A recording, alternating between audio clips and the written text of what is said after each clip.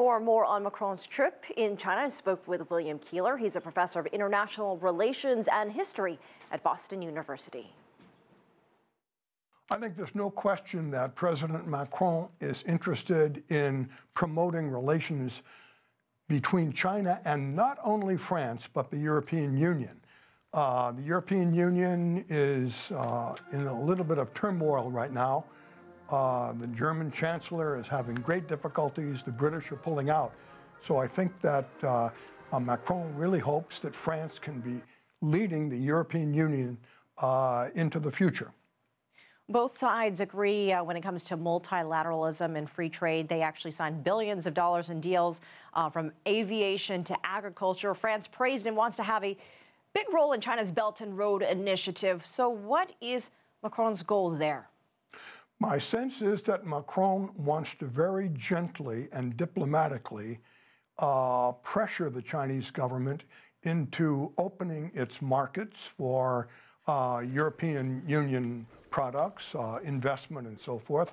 And when he talks about the new Silk Road as being, or the modern Silk Road, as being a two-way street, what he's suggesting here is that China has to tone down its protectionism, particularly toward goods coming in from the European Union.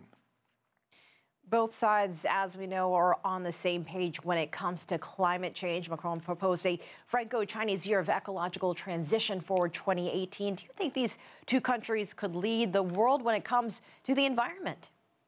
Yes, I think that's really significant. The fact that Macron has called a second Paris meeting. You all remember the first Paris conference that produced the landmark agreement on climate change, and I think he's hoping that China will cooperate with the European Union and France to promote the cause of climate change at a time when the United States has completely opted out of that project.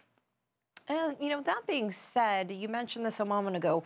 Do you think France is hoping to present a different view of the West in general to China, a more European one versus an American one, and maybe move in as the United States retreats from the global stage under the Trump administration? There's no doubt in my mind that President Macron hopes that France, in the lead of the European Union, will replace the United States and fill the vacuum caused by the neo-isolationism of the Trump administration.